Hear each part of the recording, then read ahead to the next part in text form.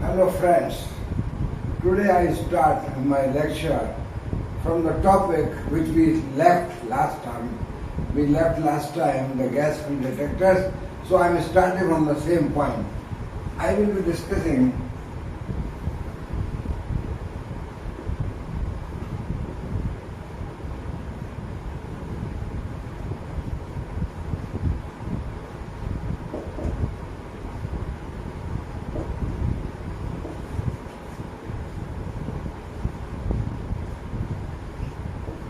I will discuss more details of Geiger-Müller counter or M.counter, that is gas field detectors for charged particles.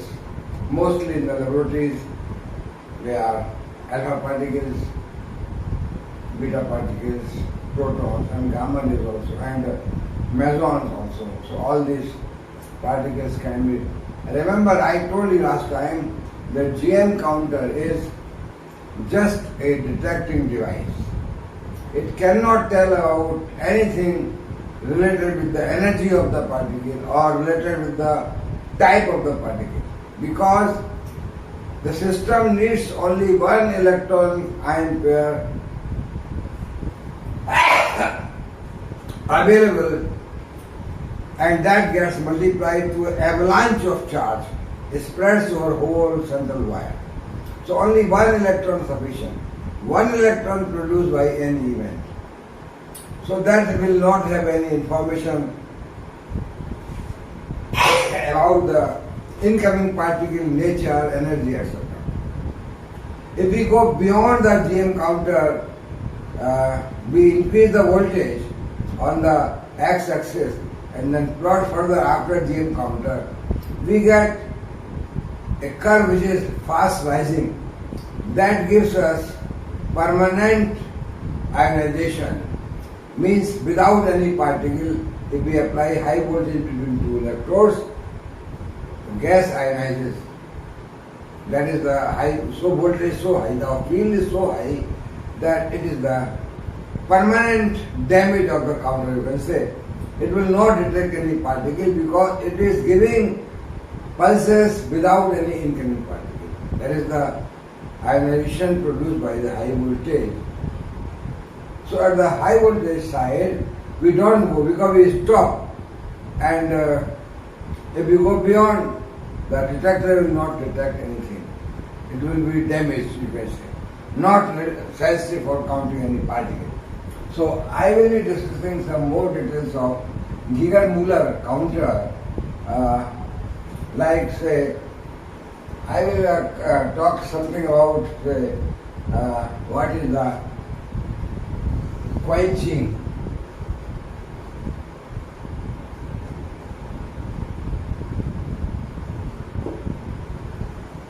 What do we mean by quenching? What is the quenching process? The quenching means, let me tell you, quenching English word means to remove something. Quenching thrust. You drink water, your thrust is removed. So quenching means you are removing something from the active field. To remove means to finish that thing. So what we want to remove here? What is quenching? We have say just diagram. This is the cathode and this is the central wire. We have here I field R plus voltage, battery minus grounded, and this cathode also grounded. So this was the M.counter, and we have avalanche formation. As one electron is produced, that multiplies and we get avalanche of charge. Electron is spread over throughout the wire, and this flows current and gives the voltage drop here, and we get a electrical pulse here. This is capacitor, and here we get electrical pulse. When the electrons are coming to this side, positive ion sheath. What is positive ion sheath? Positive ion sheath means argon atoms positively ionized. When an electron is removed from argon atom, remaining system is ionized argon, means argon plus. So this argon plus, this moves towards the cathode. You know, cathode is, that field is attracted towards, so this is the positive, this is negative, you can see. So cathode towards cathode, or zero potential, this is the high voltage plus, and this is a zero. So plus moves towards this side, and finally all positive charge comes to the cathode.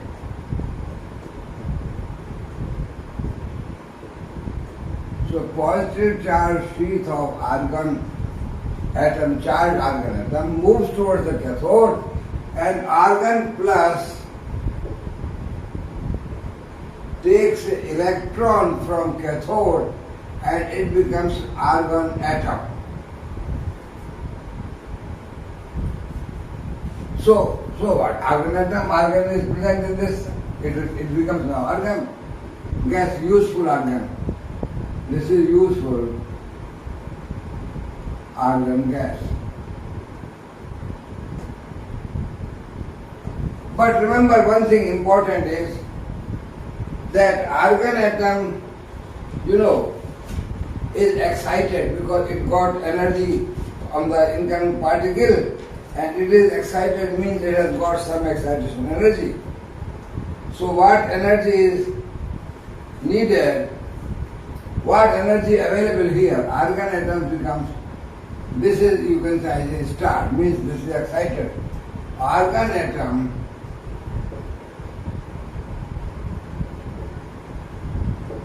is in excited state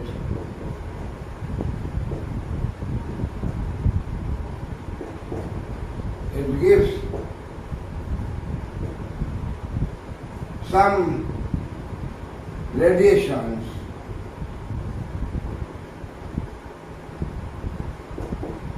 maybe in the, say, some radiations in the range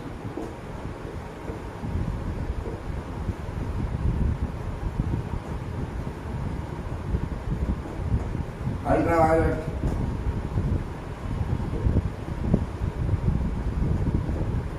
so this gives some radiations. Argon plus here, they are argon atom, they excited, they emit some radiations. So the radiations, these radiations strike the cathode. Radiations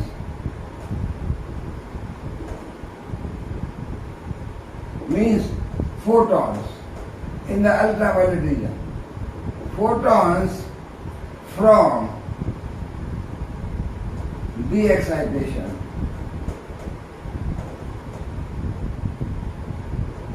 of argon atom. What they do? They emit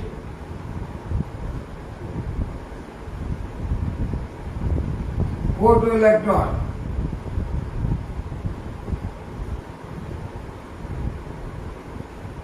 from the cathode.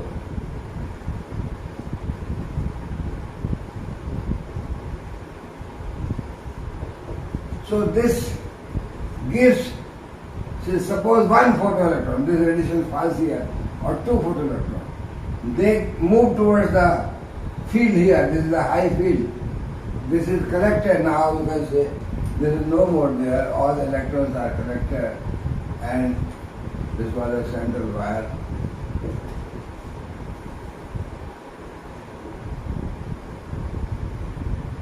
And now these electrons produced by the radiations falling on the metal cathode, they give electron, and these electrons multiplied,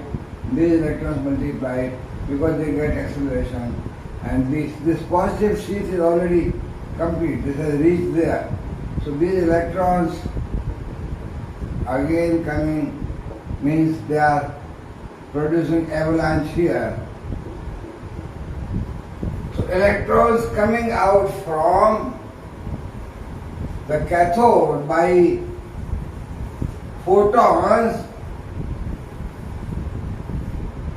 even one electron emitted from cathode by photons emitted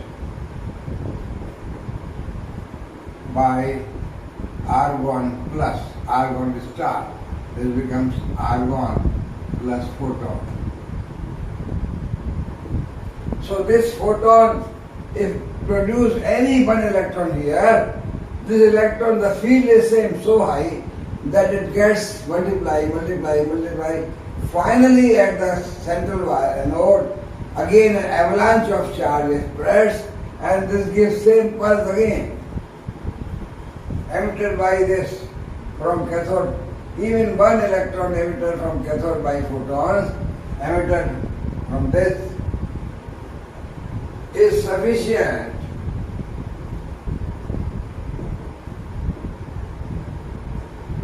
to create avalanche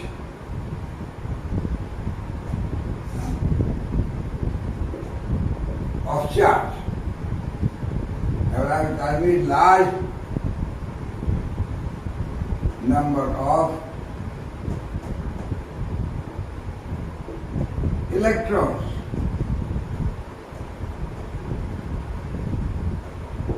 Avalanche of charge means large number of electrons. It is sufficient to create avalanche of charge. This again creates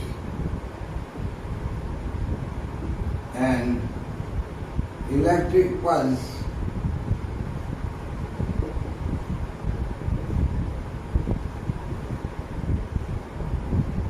at the output.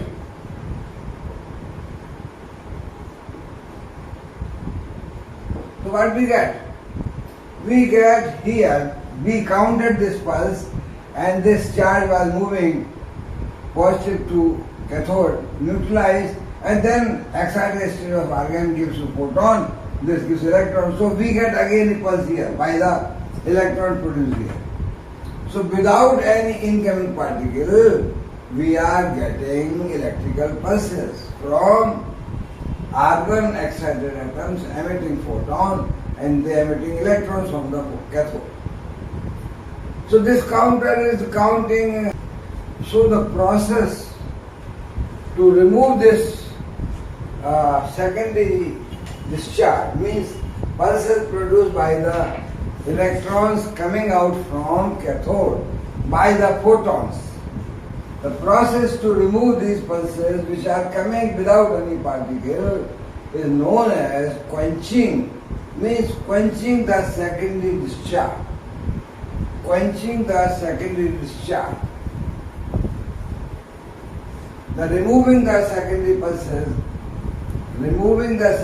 pulses from the field of counting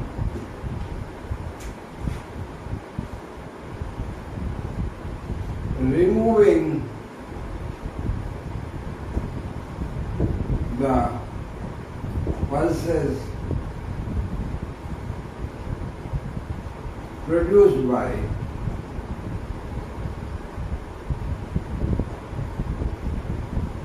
secondary charge.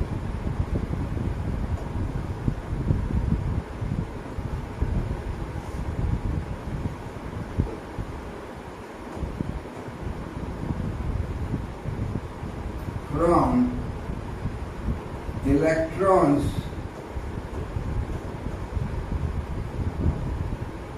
produced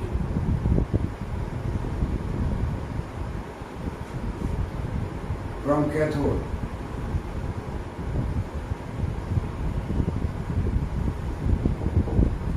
Removing the pulses produced by secondary discharge from electrons produced from cathode.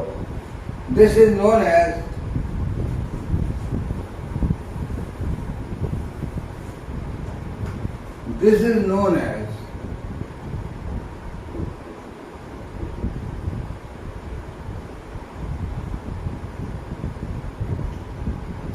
quenching.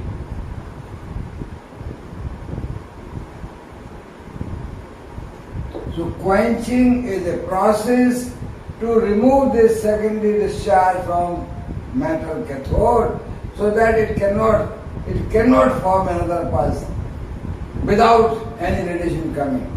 Remove this thing so that counter is again ready to count the particles coming from outside. So this process, removal of the secondary pulses by some mechanism, is known as a quenching. So we don't want this process to repeat. Without any particle, we should not get any pulse here. That is the important thing.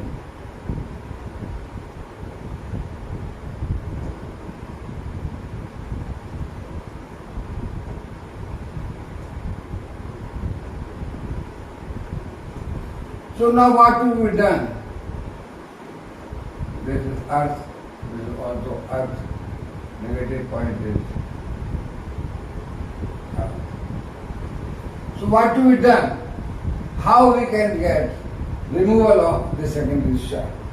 So the method of doing quenching, we can have, one is known as external quenching.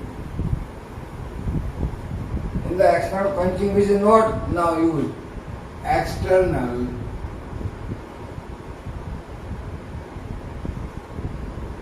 quenching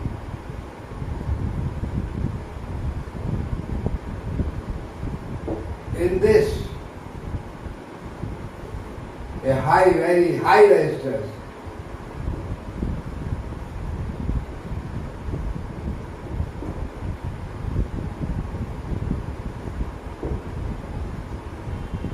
used for making pulse.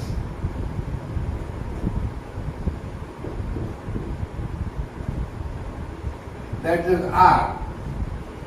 R is very large. You will note here one thing. If R is very large, RC will be large.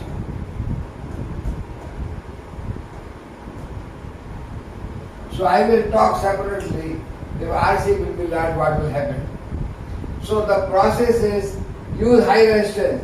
When this resistance is very high, what will happen? Current will flow through the resistance, and if I is the current, that is liquidity, charge, flow of charge, rate of flow of charge, then R is large, the potential drop here will be very large, and this pulse height will be large. So potential drop will be large. By making large,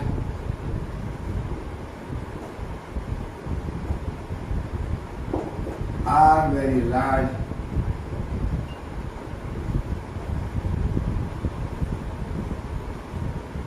the pulse height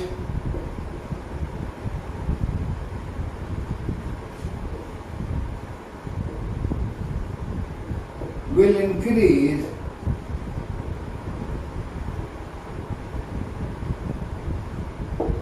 while pulse height will increase, means potential drop.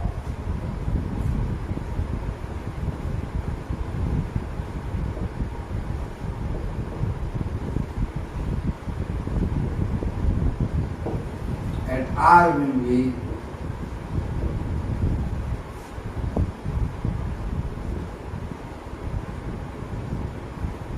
so large potential drop here means pulse height increases. So if this was potential was here, say 1000 volt, it becomes a 900 volt by IR drop. So 100 volt drop, and 900 volt is not working voltage. This will not multiply the electrons. Means the method is use so much R, high R, that the potential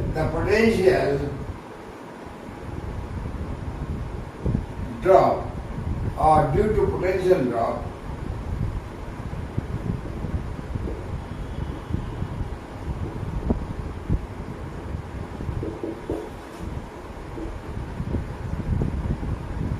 I current, say I into R equal to dB. This may be say 100 or more, 100 volt or more. Due to potential drop IR dB 100 volt or more, the voltage at anode becomes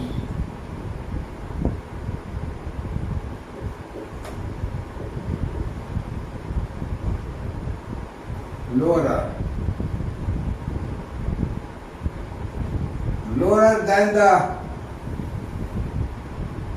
than the voltage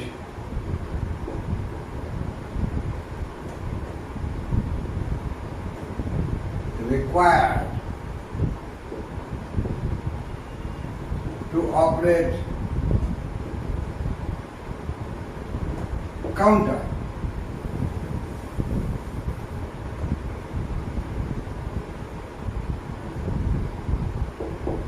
Now what happens? The voltage here becomes less than the voltage needed to multiply the electron.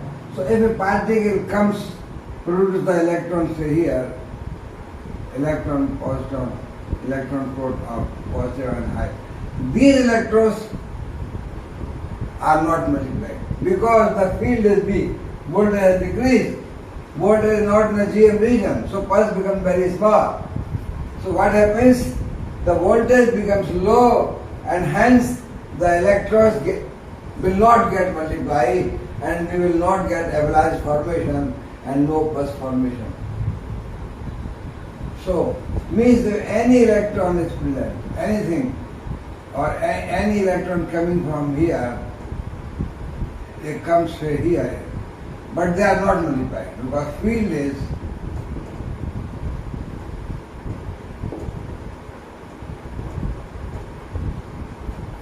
big, voltage drops. So what the method for quenching the discharge is, use very high resistance so that the voltage across central wire becomes lower than the voltage required to produce the pulse for momentarily, and then this pulse is not produced by the electrons, and the pulse produced by the particle is counted when current I flow becomes zero, the voltage again becomes same. So for some time when the current is flowing, voltage drops and no other radiation, no other electron gets multiplied. When voltage becomes again same value, then any particle coming will produce electron and that will produce avalanche of charge across the central wire. So momentarily decreasing the voltage at the central wire quenches the secondary pulses. So this is the method. Use of high resistance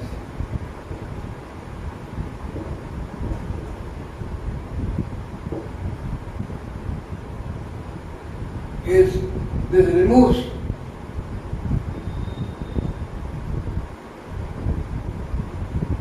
the secondary pulses.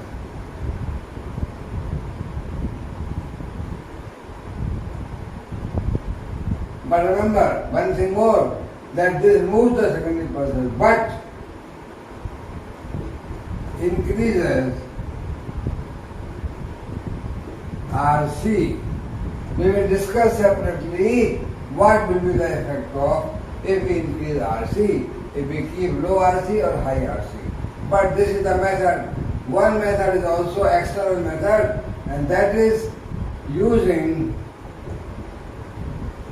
some electronic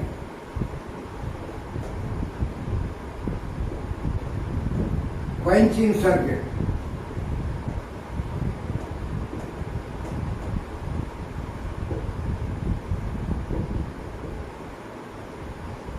There are some circuits which are put here so that electronic circuit, momentarily they remove the voltage from the central wire. There is some switch operates that cuts this connection and potential doesn't reach. That time charge is not multiplied, field becomes zero. So momentarily switching off the voltage by quenching circuits, we remove the secondary pulses, and counter is now again ready to counter the radiations from outside. So these are the methods, external quenching, but these are now not applied. What is done? Because this becomes difficult. So there are methods called internal quenching.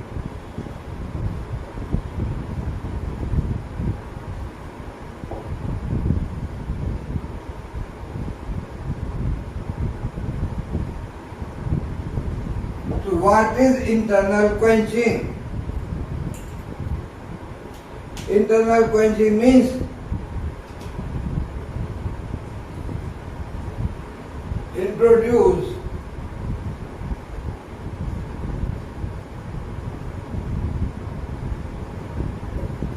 a quenching gas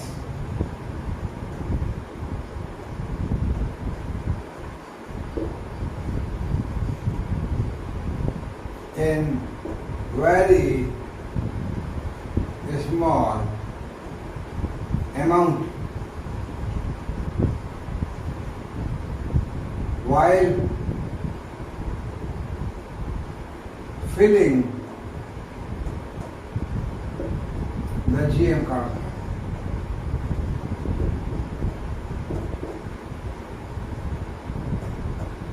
I have made myself these counters in the glass blowing section when I was doing research. I made my beta counters myself with the help of glass blower, of course. So introducing the quenching gas in very small amount while filling the M.counter means we have say 10 centimeter of mercury pressure of argon gas, then we put 9 centimeter of argon plus 1 centimeter of quenching gas.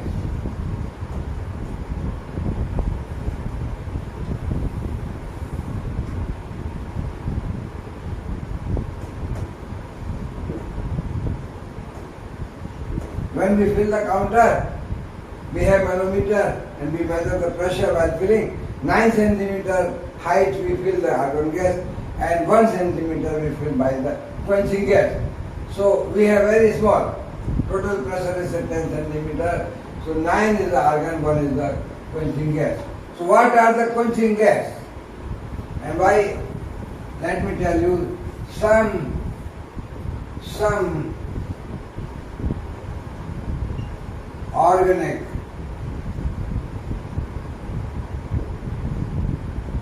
organic, liquids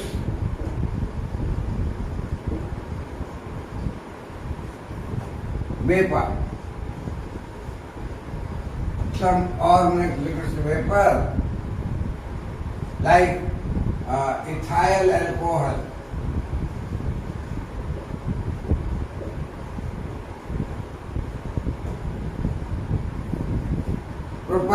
propanol, there are many others, butanol also, methanol also, but best which we use in the laboratory is ethyl alcohol, that is C2H5OH.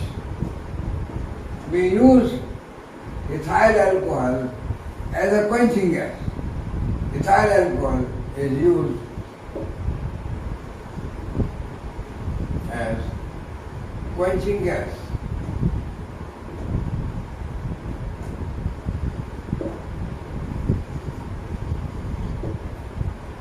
So we mix here in the gas counter and we fill this gas counter.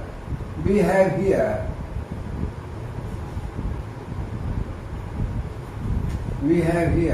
say gases like say we have say argon,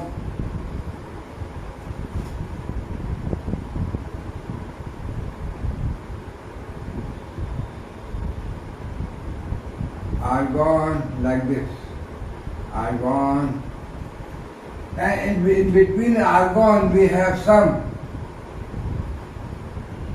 quenching gas, some quenching gas, like that is C2H5OH. So the whole counter is mixed like that. We have a small amount of, so these reds and blacks,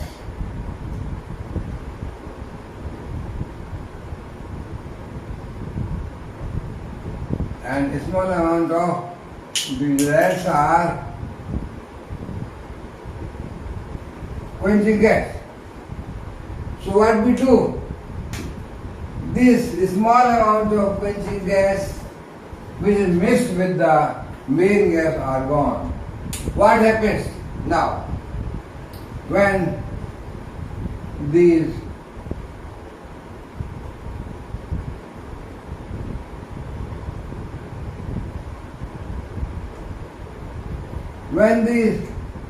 AR plus,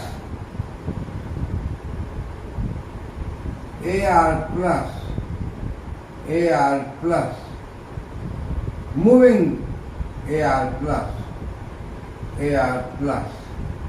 moving towards the center wire, they find that there are some quenching gases molecules sitting here. Quenching gases, quenching gases, quenching gases, quenching gases, quenching gases. So what happens that when AR plus is moving towards C2H5OH, argon plus charge is transferred to C2H5OH. Argon plus moving with some kind of energy and C2H5OH. What happens? Argon becomes neutral and C2H5OH is now ionized.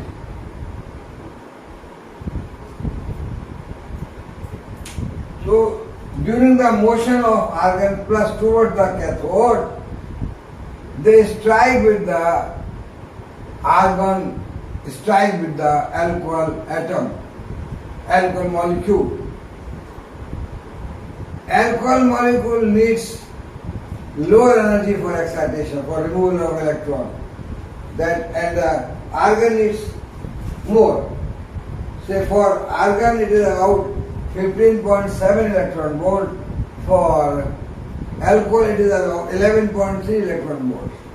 So these argon having some energy, they transfer the charge to this, and this becomes neutral. They transfer charge this, and they become neutral. They become neutral.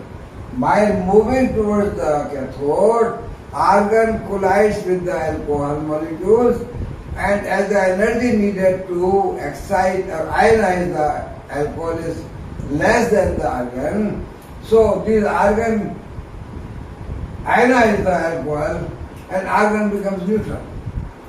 That is 15.7 electron energy available with the excited argon and removes the electron from alcohol and alcohol. So now what happens here?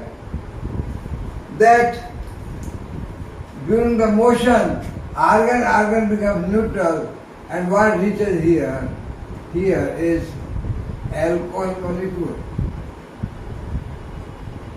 plus charge, plus charge, plus charge. So what happens?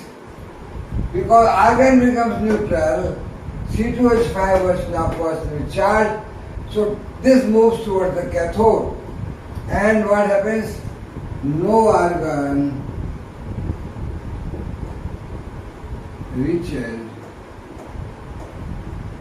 to cathode. Excitation energy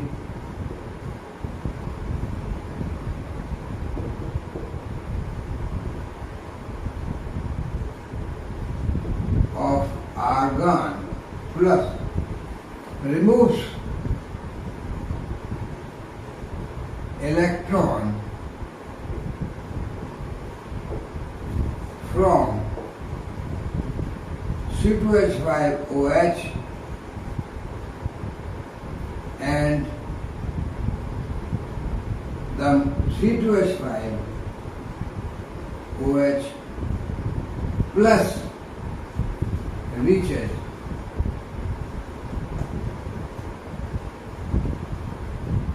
to cathode. So what? Here, no argon reaching. Only alcohol reaching there. And argon becomes argon neutral inside the counter. So C2H5OH takes electron from the C2H5OH takes electron, free electron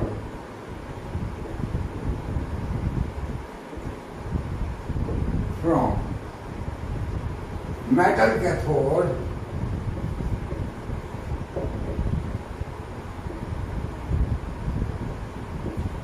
and it becomes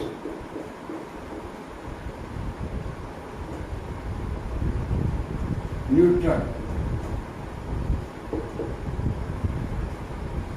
The excitation energy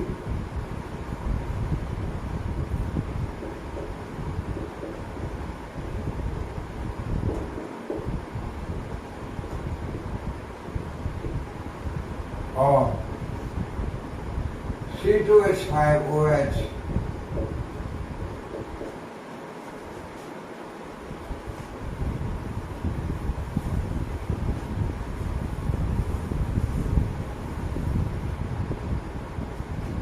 is not available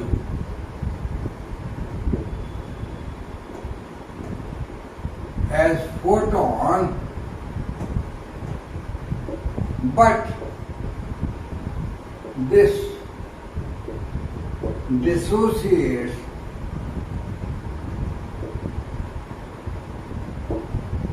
the alcohol molecule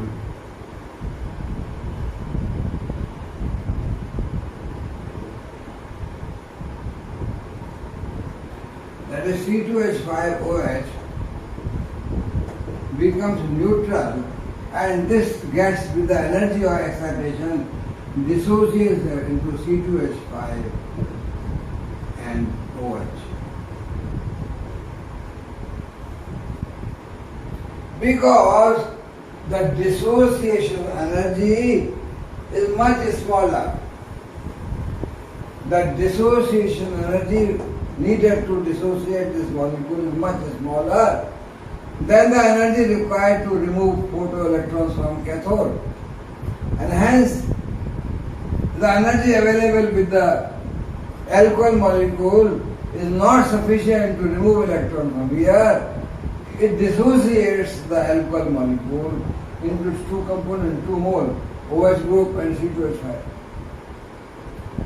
And remember that these two cannot recombine to give alcohol. The C2H5 plus OH, no alcohol.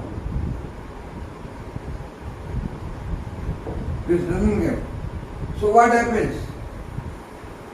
Alcohol molecule dissociates into two components which cannot recombine.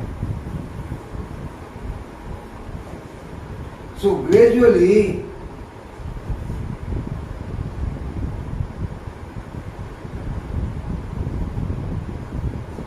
as we use counter, the number of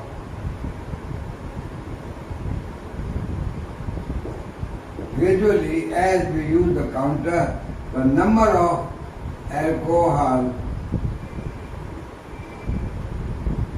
molecules decreases. number of alcohol molecules decreases. What will happen then? After the use of counter for more and more time, alcohol finishes. Only C2H5OH, C2H5OH. Well, C2H5OH also increases the number of atoms, argon plus C2H5 plus OH, and hence it increases some pressure. So that is the working voltage of counter slightly increases.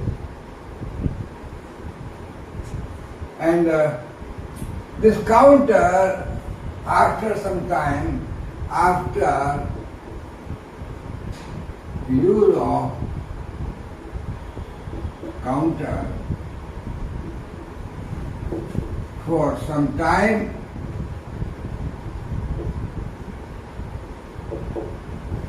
the counter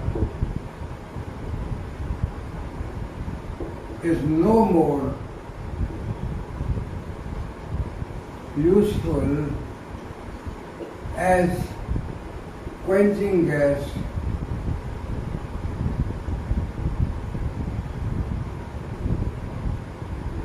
finishes.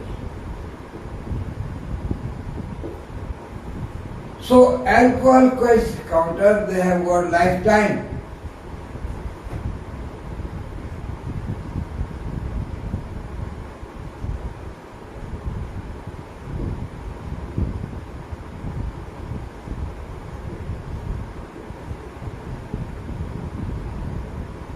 The question will be lifetime in which units? Years, days, months, like. No. You can keep counter for infinite time if you are not using. If there is no leakage, this can be put for infinite time.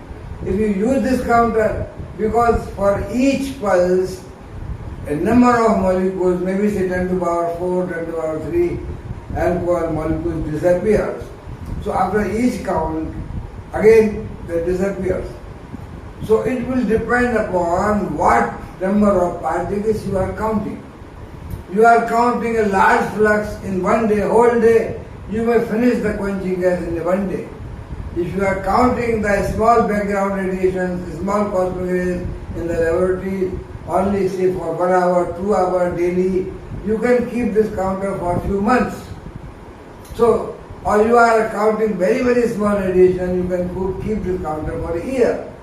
So lifetime of the counter is not in terms of time unit, month or years, it is in terms of number of particles counted. So we have the lifetime in terms of say 10 to the power 9 counts, particles, or 10 to the power 7, like that. So after that, because each pulse is reducing the number of alcohol molecules, so how many pulses you have counted, that will give you lifetime of the counter. So these counters, alcohol quench counters, have got lifetime in terms number of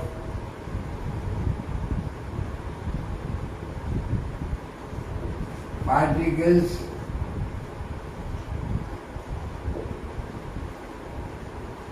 counted. What number of particles you are counting? How many? So this will decide. So this is now a drawback with the alcohol quench counters, that they have a lifetime, but it is sufficiently long because we are counting in the laboratories weak sources, weak radiations. So this can be used for a long time. Now how to increase the lifetime? We use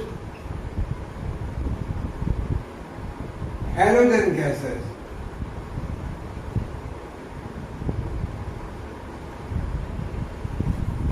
as quenching gas.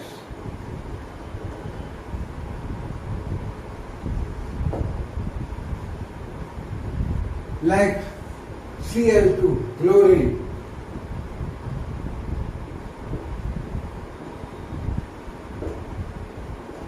So Cl2 also works like the alcohol. It is filled in a small amount, just like 9 and 1 pressure as we did for the alcohol, and a small amount of chlorine is introduced. Now in place of argon and alcohol we have argon and chlorine. So now in place of alcohol molecule reaching the cathode, chlorine reaches the cathode. And chlorine, because the ionization potential, ionization energy for chlorine is also much smaller than the argon. So argon ionizes the chlorine, and chlorine cannot ionize argon because its energy available is small. So chlorine reaches at the cathode, and chlorine takes electron from cathode, it becomes neutral, and the energy available for as excitation energy is also small. It dissociates the chlorine by the excitation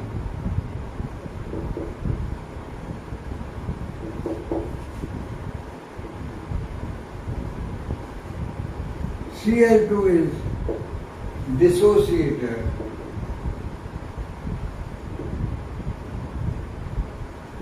as Cl2 becomes Cl plus Cl. We get chlorine atom. But chlorine atom, they have affinity to combine. So these chlorine atoms again recombine and they give chlorine gas. In this way, as the alcohol molecule dissociated into C2H5, ethyl group and OH group, they do not recombine to give alcohol. But chlorine atom combines and gives chlorine molecule, and we get Cl2 again. So in this way, Cl2 is not decreasing as we use the counter. Cl2 is not decreasing means this counter has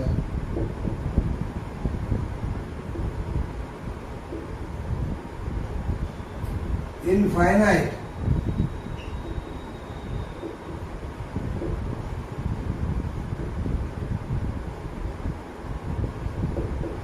if counter is not damaged, if counter is not broken, if there is no leakage, no air going inside, pressure remains constant, this counter will have infinite lifetime. Otherwise, if you just damage the counter, because it has some glass also, so glass breaks, what will happen? Breaking the glass, air will go inside, pressure will be normal, and counter finishes. So to keep counter intact, we have to be careful to handle the counter, and chlorine quenched counters are having infinite lifetime. But then this creates a problem that chlorine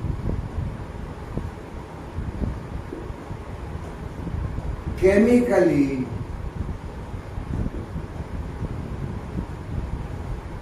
reacts with copper cathode.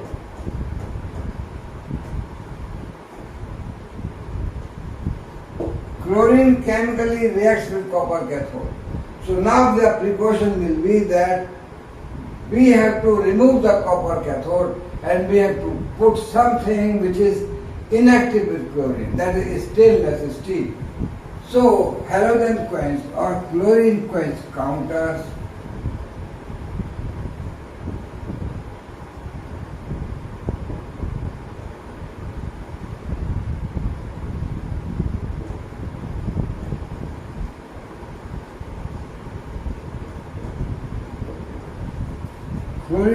counters body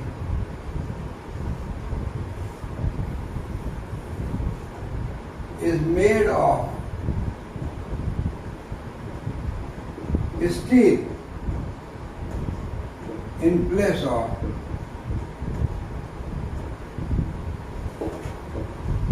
copper. No copper, because copper interacts with the chlorine chemically. So now we have, in place of copper cathode, we have a stainless steel cathode. So counters are I will give diagram one counter to you, that is a counter like this is a steel body. A steel body.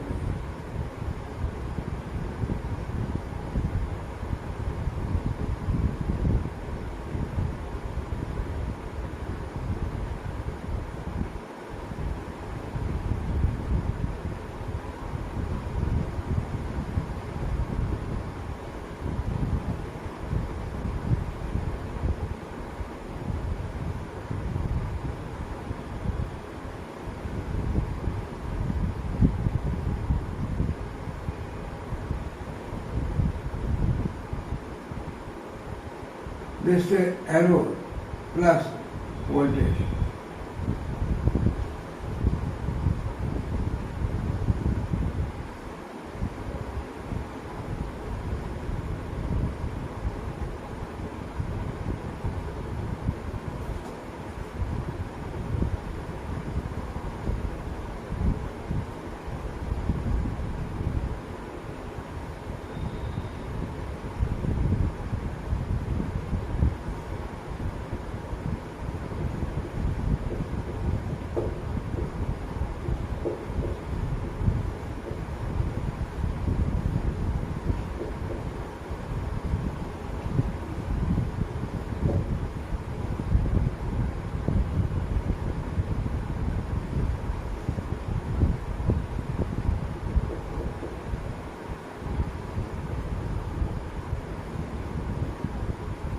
This is steel body here some glass to fuse the central wire here, high voltage wire.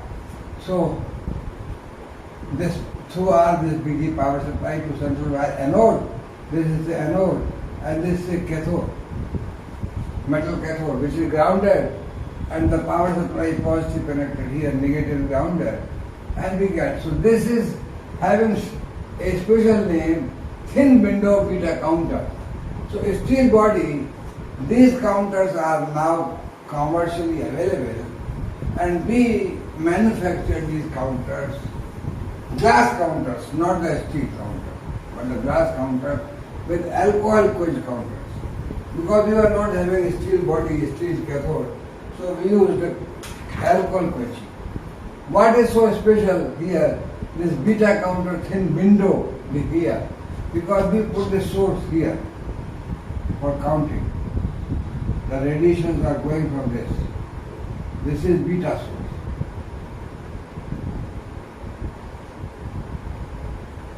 Because beta particles have a range very small as compared to the beta particles gets absorbed in small thickness.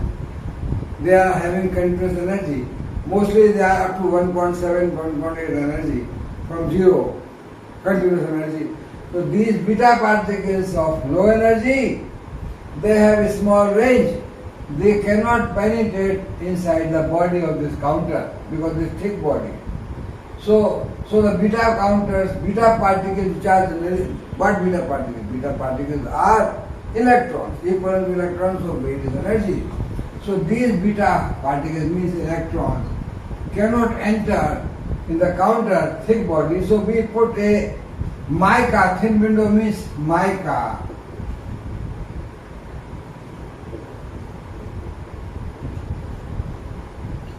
Mica window, maybe some thickness, say 2 milligram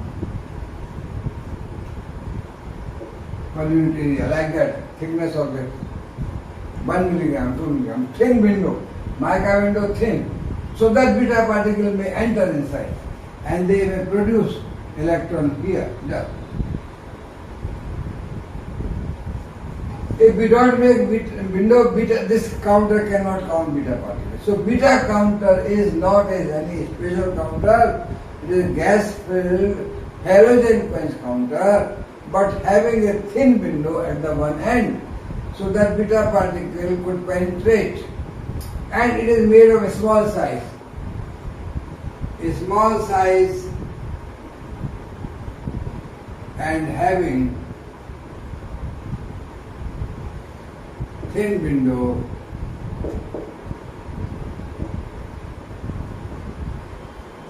at one end. The small size and having thin window at one end so that betas may penetrate.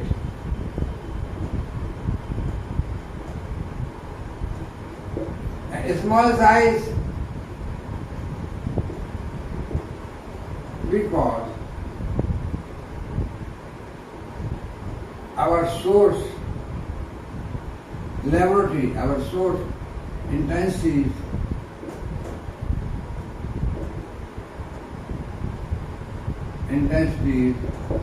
are very low, like microcurie. So beta intensity very low. We have to count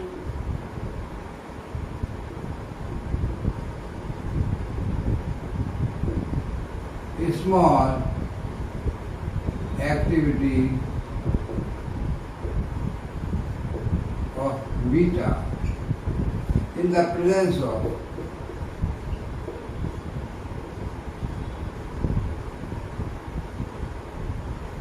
cosmic ray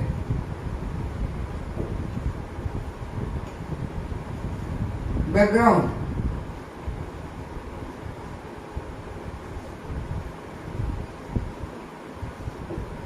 So background is large, your small activity of beta difficult to separate, identify. So to reduce the beta, to reduce the background of cosmic rays, we reduce the size. If large size, more area open for cosmic rays to fall, cosmic ray background will increase. So a small size to reduce the background is a small cosmic ray, and then beta activity can be counted. So we have reduced beta background by using anti-coincidence counters around this, using anti-coincidence gas counters around beta counter. We have reduced about 1 to 2 counts per minute background, because for the low activity counting, we need a counting system which is having very low background. Generally, without any shield, etc., we have 30-40 counts per minute. We use some shield, lead shield, the activity decreases background, so that background becomes 10-15 counts per minute. Then we use some anti-coincidence counters around this. The background will come to 1 or 2 counts per minute. And this is important in research to count low activity in the presence of cosmic ray background. So to reduce the cosmic ray background, we decrease the size of counter, and the GM counter of a steel body of a small size is called beta counter, having a window at the other end. So nothing special.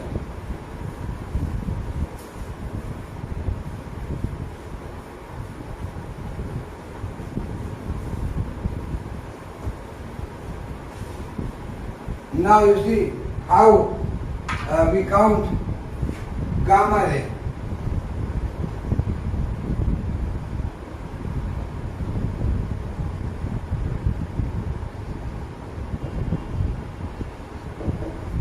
By gas counter. We have read gamma ray counting by sodium iodide scintillator. We have read gamma ray counting by semiconductor detectors, germanium, HPG, etc. Our gas field counters can also count gamma rays. Remember, what gamma ray is doing? Photoelectric effect. So, using photoelectric effect, using photoelectric interaction,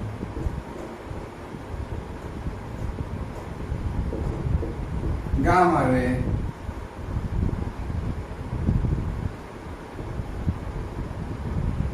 produce electrons inside the counter.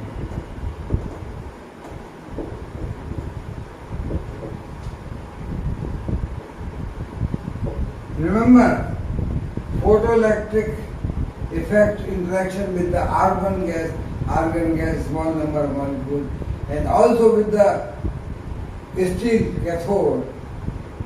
So the probability of this interaction is very small. The interaction probability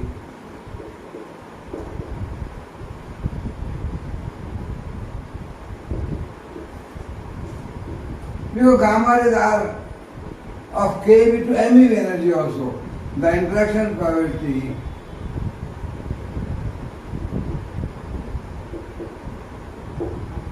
of gamma ray producing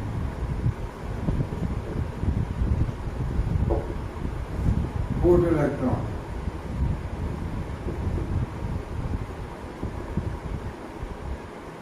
with argon or steel cathode is very small.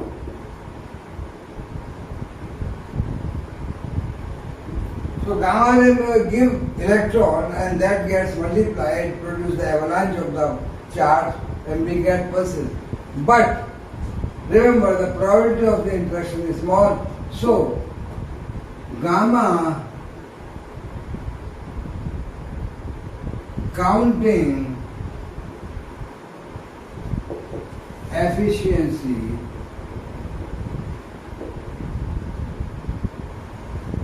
is very, very low.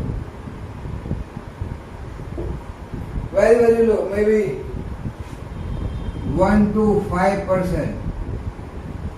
1 to 5%. It depends upon the gamma ray energy. Low energy gamma ray maybe 5%. High energy gamma ray maybe 1% only. While charged particle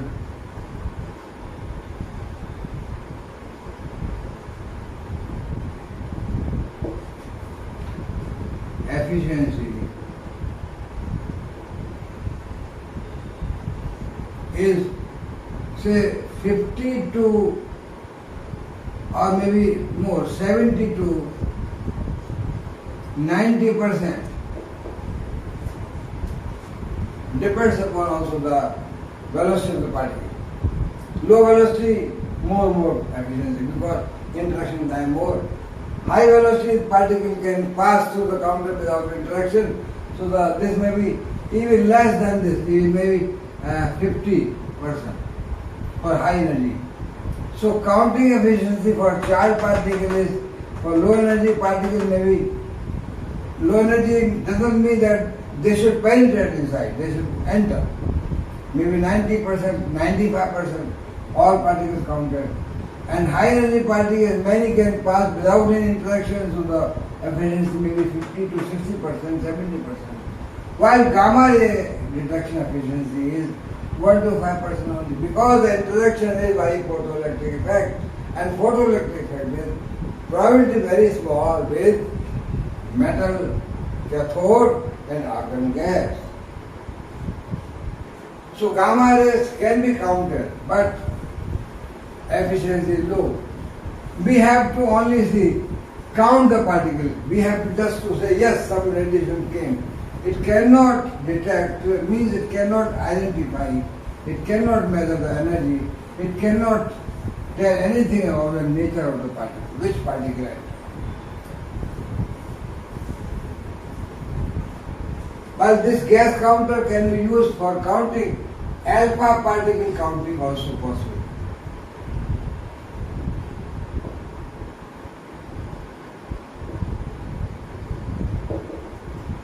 So what the alpha particle counting?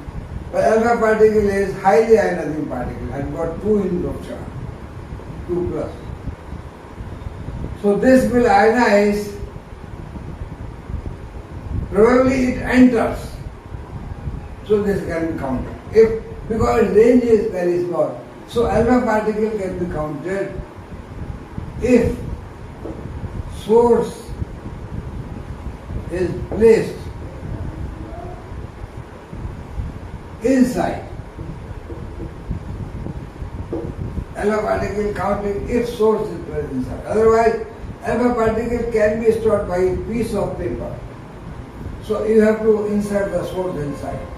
You have to make a counter where you can remove the one end, put the source inside and then again close and then start vacuum, fill the gas.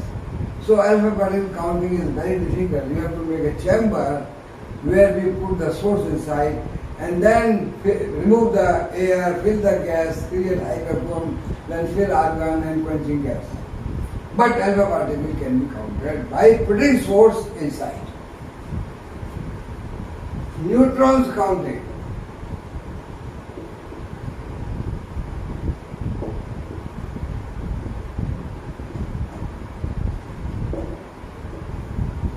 Well, neutrons counting, neutron can be, neutron are neutral particles. So neutron interacting with some X material produce alpha particle. So what X? We have X is BF3. They are called BF3 counters. Boron counters.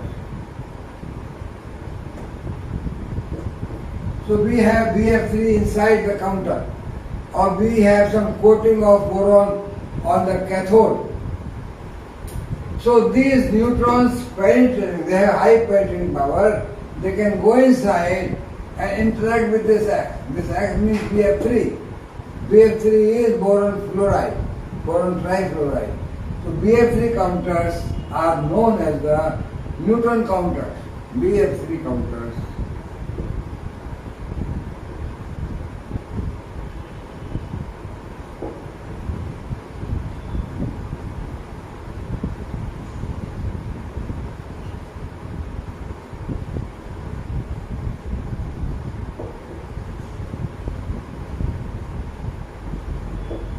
BF3 counters are known as neutron counters. So neutron is producing alpha particle and alpha particle is ionizing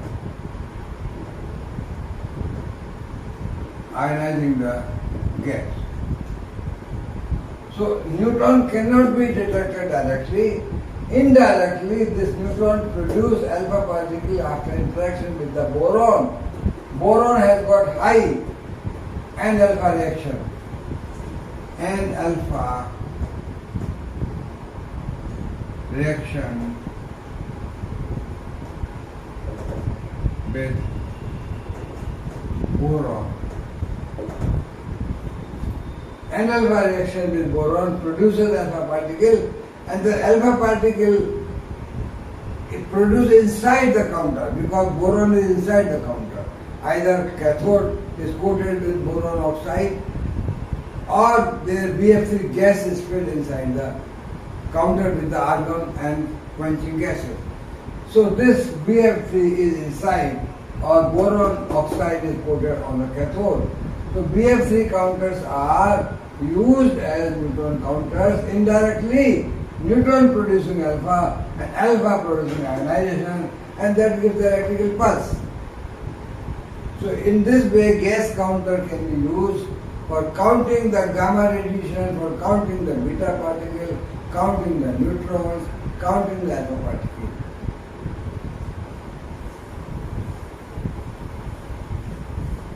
Now some more details of the GM counter to those who are interested to know some more details, because I have many times made the counters, so I have all details.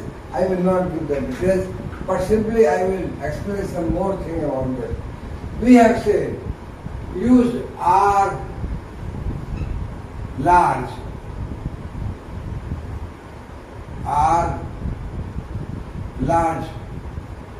for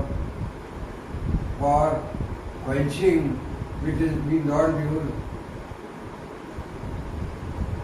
and effect of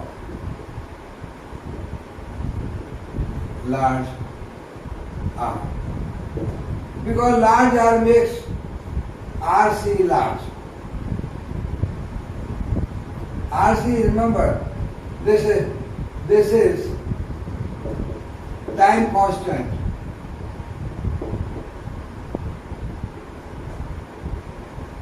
For pulse making circuit.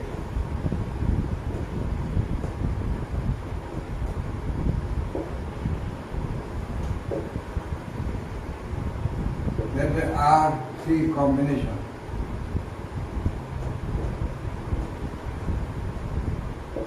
So what is the effect of large R? If we see the shape of the pulse, shape of the electrical pulse,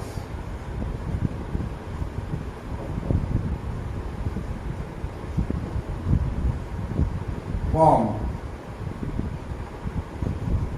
we have say there is a time, because what is pulse?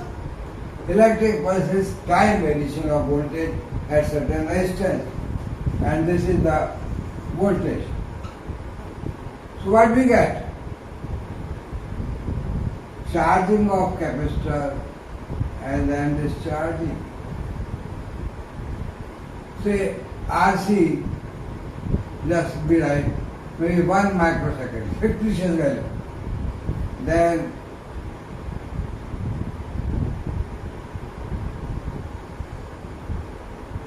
RC maybe 10 microseconds.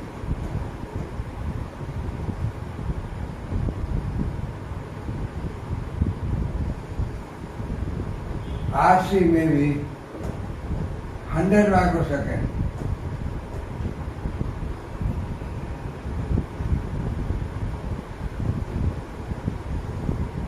RC maybe infinite. This pulse is going very large, going outwards. I cannot cross, going large. So this is the discharge of capacitor. RC time, low e to power minus t over RC. The condenser discharged by this. V is equal to V naught, where V naught is the maximum value of the potential. So this condenser, by increasing R of the value of the resistance, the pulse height is increasing. This is the pulse height. This is the pulse.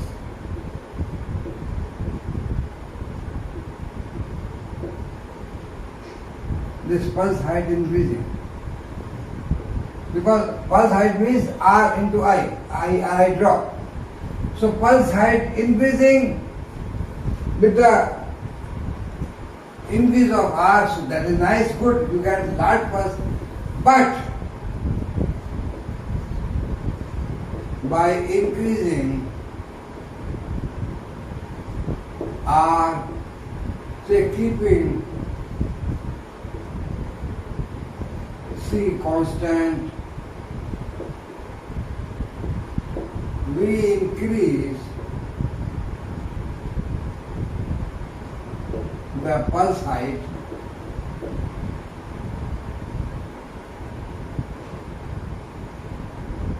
that is R into I.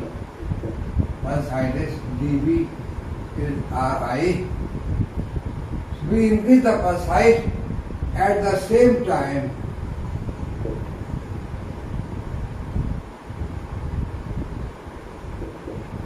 we increase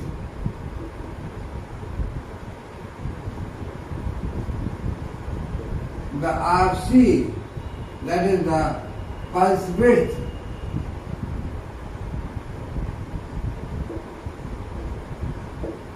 That is the pulse width increasing.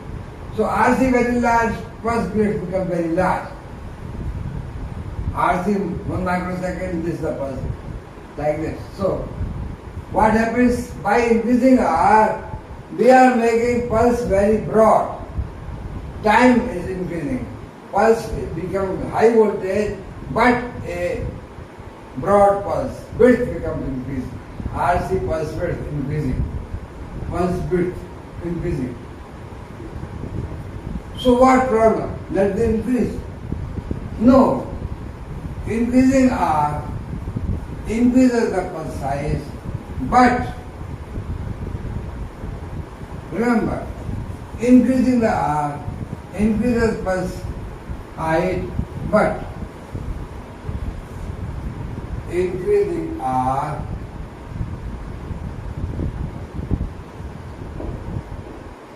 also increases pulse width,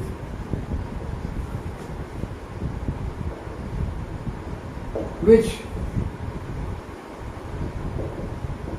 makes that time of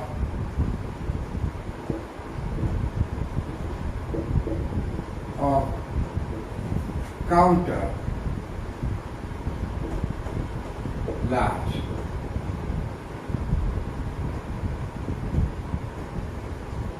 So what is dead time? The dead time is another parameter for counter that increasing our pulse size increasing, but making pulse width large, and that pulse width large is increasing dead time of the counter, and this counter becomes bad. Large dead time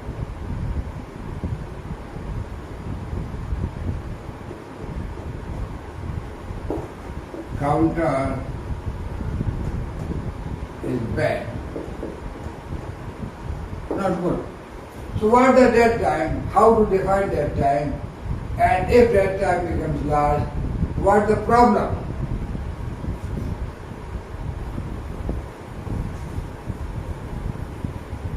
So what is the dead time?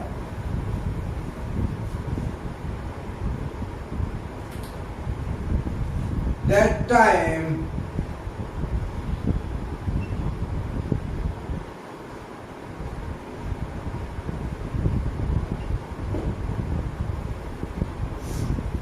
time is a small, that is a very important parameter for the counter.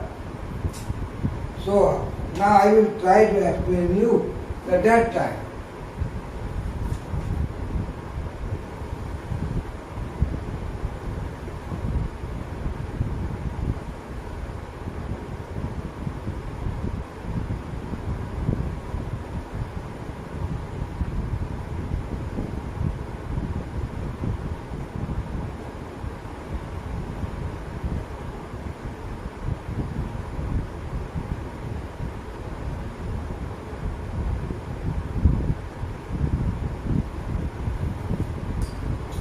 So this is the avalanche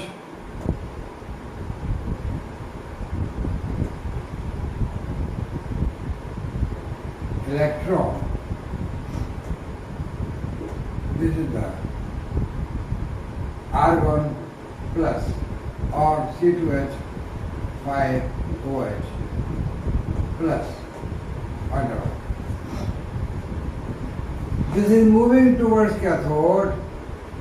This is coming, electrons coming towards the anode, positive and ground.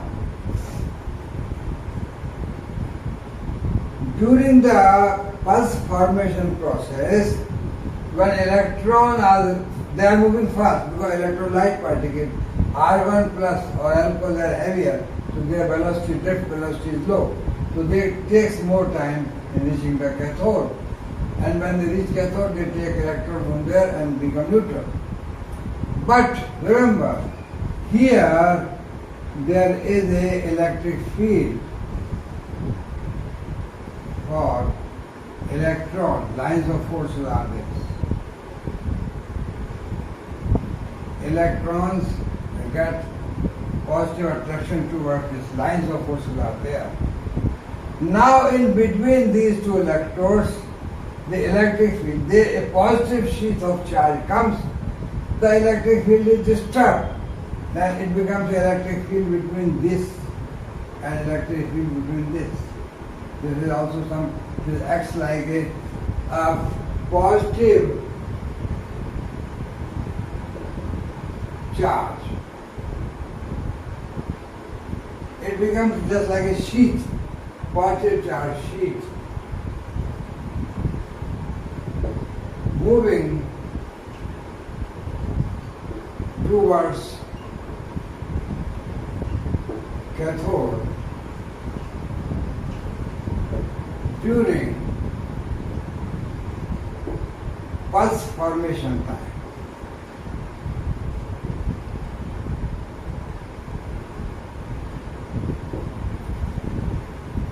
Electrons are going to the anode and they are collected, and we get here current flow and R etc. all circuit there. This makes the pulse, but the positive sheath, just it is also large number of positive ions moving towards cathode. They hinder the electric field, they break. Electric field becomes now in two parts, a small field here and a small field here. So the field between these cathode and anode is disturbed. Pulse formation, cathode, positive charge sheath moving towards cathode during pulse formation breaks.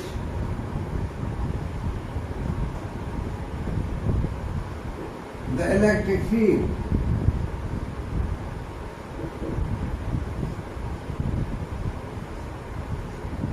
The electric field, which electric field? Electric field responsible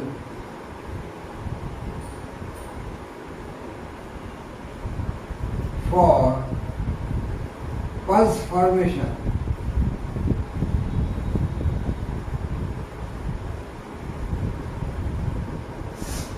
So this electric field is beacon here. This is broken here. It has a field here. It has a field here. This is the positive. Just like you have a positive electrode here, and here this is a positive electrode and this is a negative. So this field between these two is broken, and this field is not sufficient to attract the electron. The particles coming during the time positive ion sheath is collected,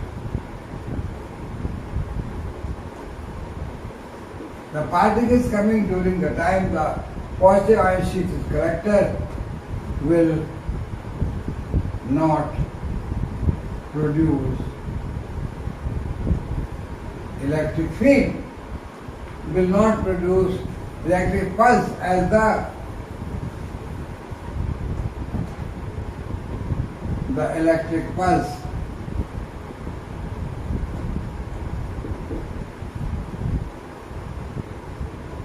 as the electric field.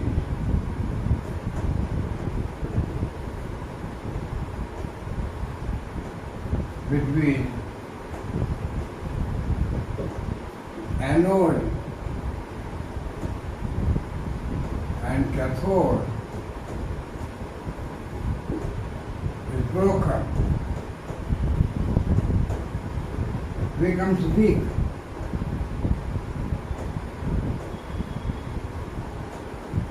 And hence no electron is multiplied. We don't get the pulse.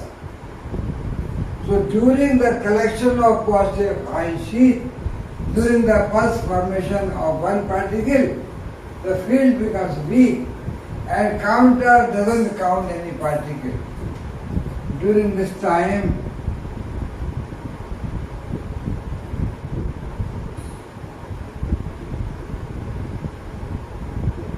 counter is not ready to count any particle.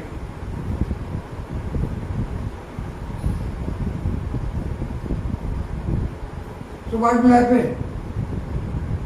Counter is insensitive for some time, counter is insensitive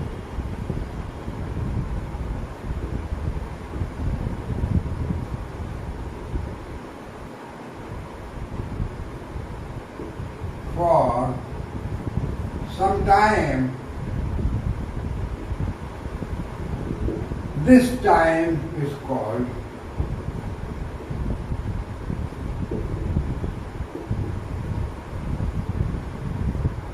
dead time.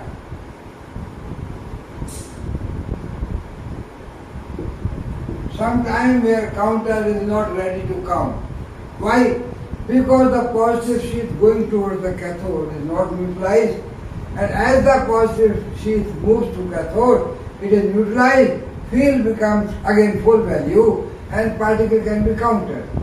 So sometime when the positive ion sheath is moving in the active area and it is positive ion is not neutralized, the field is weak and any particle coming from outside may ionize the gas, produce 1 or 2 electrons, but the field is weak, so they are not multiplied. And we don't get avalanche of charge, so we don't get the pulse, electrical pulse. So this time counter remains insensitive and this time is called dead time. So if R is large, pulse width will be large. Pulse will take more and more time in the formation. Means positive sheath is taking more and more time. Condenser discharging, pulse formation time increasing. So increasing R, increasing pulse width, increasing R,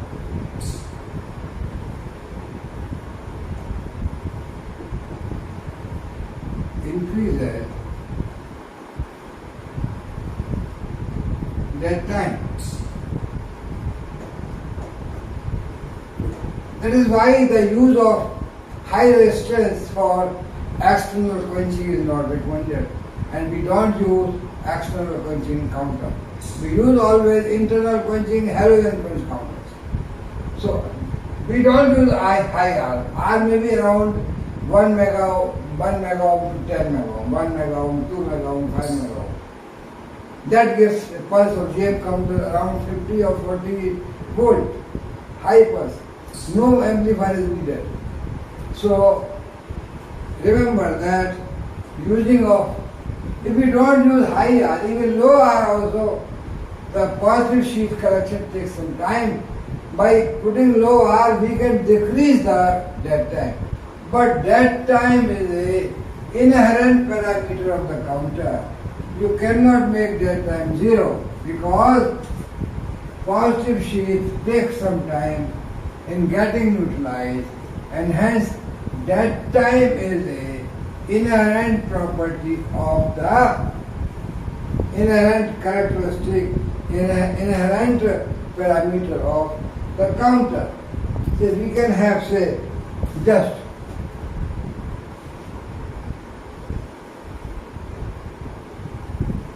this side time first is formed. So what we have? Say,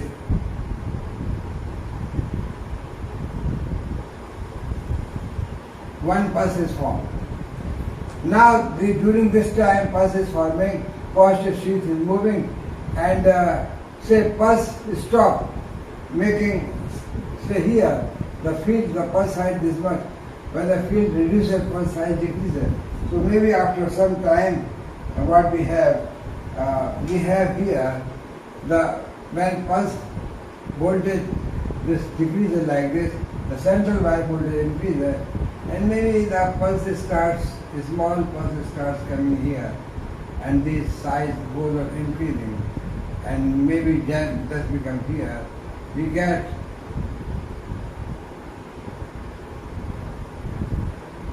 a pulse maybe when this becomes full size.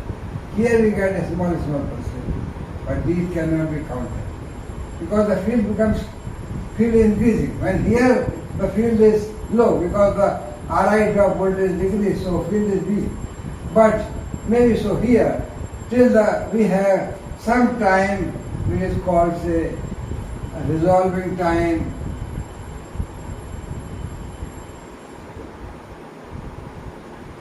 and pulse starts coming, say here. So here at this time we get, but this is full voltage pulse, this is full voltage pulse. So this time, so much time is taken in getting the full height pulse. This time is called recovery time. That pulse has recovered to full value from very low value here. And you can say during this time, when one pulse is coming, second is not coming, the whole thing you see counter remains there. These pulses are not coming. So we may say here dead. Counter up to this. Here this pulse comes maybe up to here. When this maybe here. When this time comes, pulse is coming. Or this is also called resolving plus recovery. So we can say from here to here till the pulses are counted. This is small pulse cannot be counted.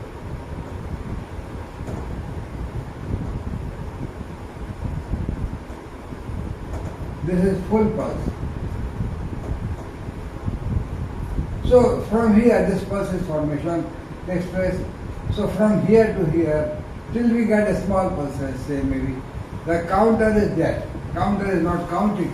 So resolving time, it is slightly, dead time is slightly more than the resolving time. But actually what we measure is the time difference between this pulse and this pulse. So resolving time, that time is slightly more than resolving time. Slightly more than, Because resolving time is when you resolve two events. We can resolve events here, but this is pulse small cannot be counted. So then this makes recovery time. So by this, maybe up to here, this pulse height becomes more. So maybe slightly more than. Otherwise resolving time, or we can say nearly equal. Resolving time and dead time nearly equal. Counter is dead. Counter is not counting any particle. So dead time has got a very important effect on the counter. Well, we get some relation. If m is real number of particles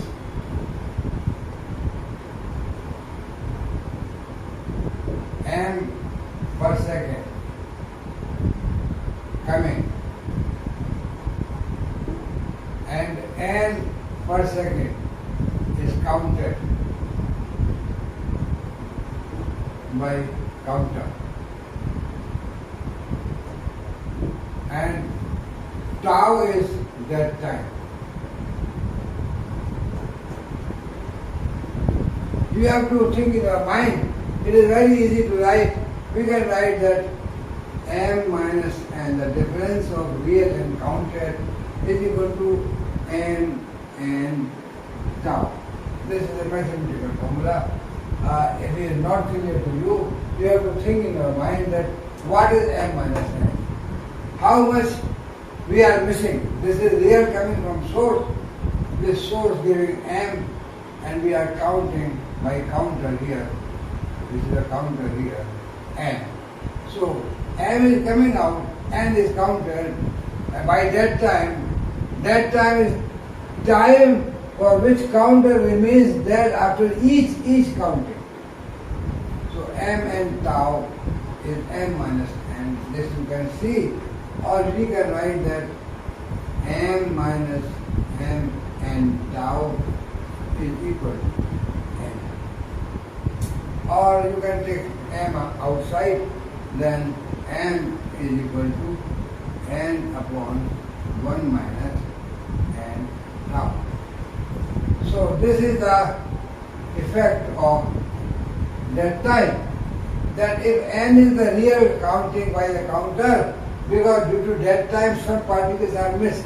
because they come, but that time counter was dead. It has not detected.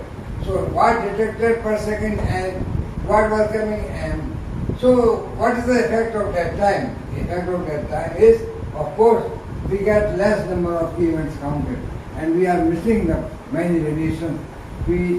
So we have to apply that time correction to get the real source thickness, real source strength.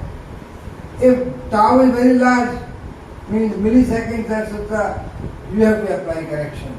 But if tau is microseconds, we don't need any correction because this factor becomes very small, negligible, then n becomes n. If tau is very small, maybe few microseconds, well, this has no effect.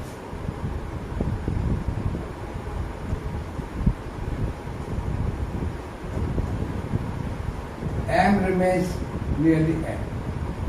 But if the counting rate is very high, we are measuring very high intensity counting rate, then of course it will affect. Means n is large. N is say few tens of count, or n is say thousands of count. When n becomes large, then of course this will have effect. It means when n is large, either your counter will be jammed, it will not count anything, or it will count less number, so you have to apply the correction. This has no effect. Tau milliseconds and n is small, we have to apply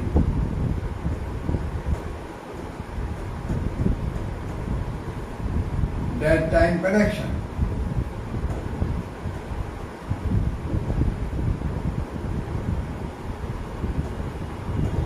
Here we can see, if we have a radiation source,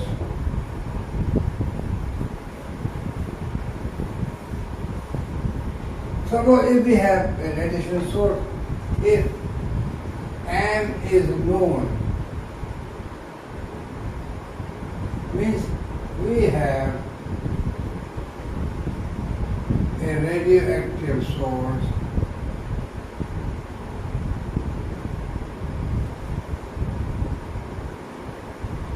of known strength.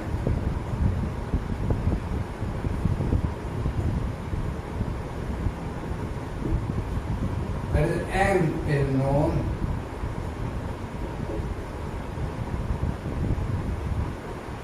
Then, by measuring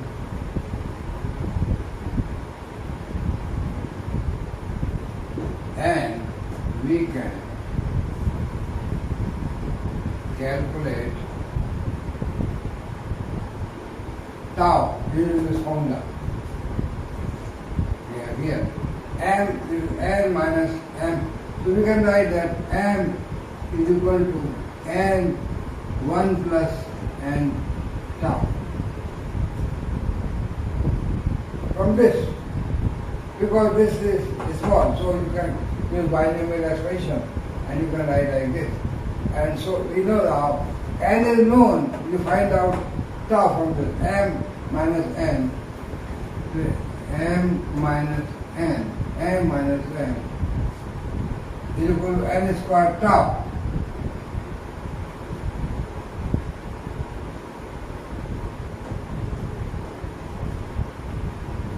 So tau is equal to M minus N, N squared. We can find out if M is known by measuring N, we can find out tau simply by using a known strength, known activity source. But if you don't have known activity source, then by using two sources, intensity need not to be known, unknown intensity, we can measure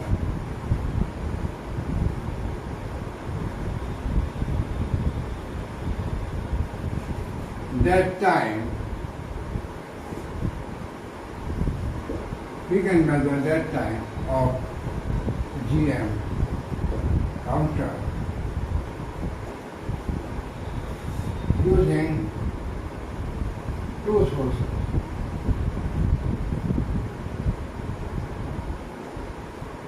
Of unknown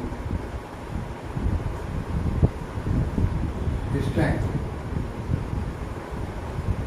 What we do? We first take first source and we count N1. First source, we put say here. So this is a counter.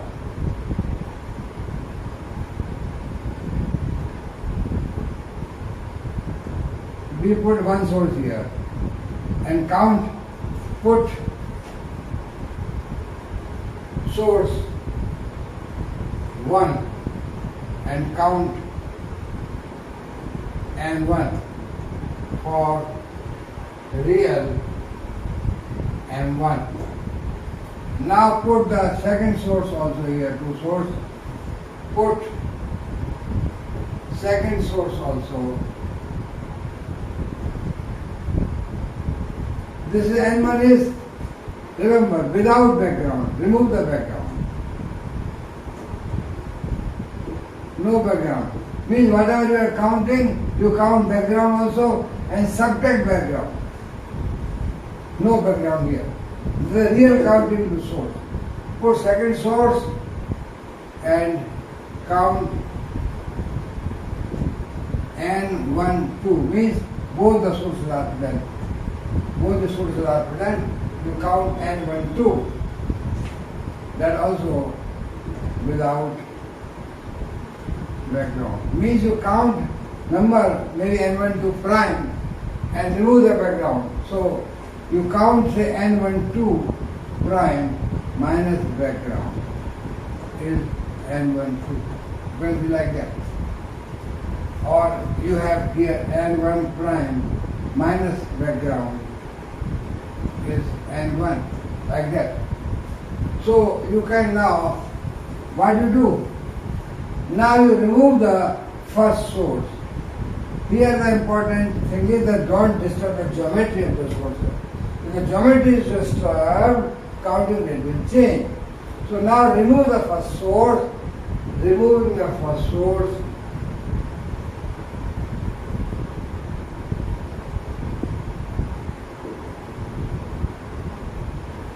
count N2. Don't disturb geometry. So count N2. Count N1, count N1, 2, count N2. N2 for M2, which goes for M1 to M2. Now you can write a mathematical formula. In fact, you can develop a formula very easily. I don't need to write mathematically, but I simply explain you that you can get a mathematical simple equation that what is, we have to remember, important thing is there is no background. We have subtracted background from all the N1, N2 and N1, 2. There is no background. If the background is there, then we have a problem. So we can write, say, here that M1, 2, what is coming from both the sources is equal to M1 plus M2. This is real from M1, this is real from M2, and this is real from both because it is, so this sum must be equal to M1, 2. Now we put the that time formula here that M1, 2 is N1, 2 upon 1 minus N1, 2 tau. This is equal to M1 means N1 upon 1 minus N1 tau plus N2 upon 1 minus N2 and tau. This formula can be seen that finally we get from this this binomial theorem N1, 2 1 plus N1, 2 tau is equal to N1 1 plus N1 2 tau, because this is 1 minus N1 2 tau minus 1 inverse, so this goes plus, so we have 1 plus nx, 1 plus nx, neglecting hard term. And then this becomes n2 1 plus n2 tau. From this we have n1 to n1 will have n1 term plus n2 term here minus n12 term, and on this side we have tau and what else? n12 square minus n1 square minus n2 square. So tau is equal to n1 plus n2 minus n12 divided by n12 square minus n1 square minus, or we can write this n2 square. Remember, nearly for this square term, we can take n1 plus n2 nearly equal to n1 for square term. If we take this thing, then n1 plus n2 whole square means n1 square plus n2 square plus 2n12. So n12 square, this square here. What we will get from here? We will get tau is equal to n1 plus n2 minus n12 divided by twice n1 into n2. From here, this is square, means this is square, this is plus twice. So this gets cancelled and we get twice. So this is the formula to get that time without the knowledge of the strength of the source. But remember, these n1 is the what you measure by first source, n2 is what you measure by the second source without disturbing any geometry of the counter in the source, n12 is the what you measure by putting both the source at the same geometry. No background. So this gives a mathematical expression and a laboratory experiment to measure the dead time of a given counter using two sources which are having no knowledge, we are not having any knowledge of their strength. And that time can be measured like this in the laboratory. And students do in the class, MSc class or senior classes, the experiment for measurement of that time of a GM counter. I think today this is sufficient, and so I will stop here. Thank you very much for listening to me.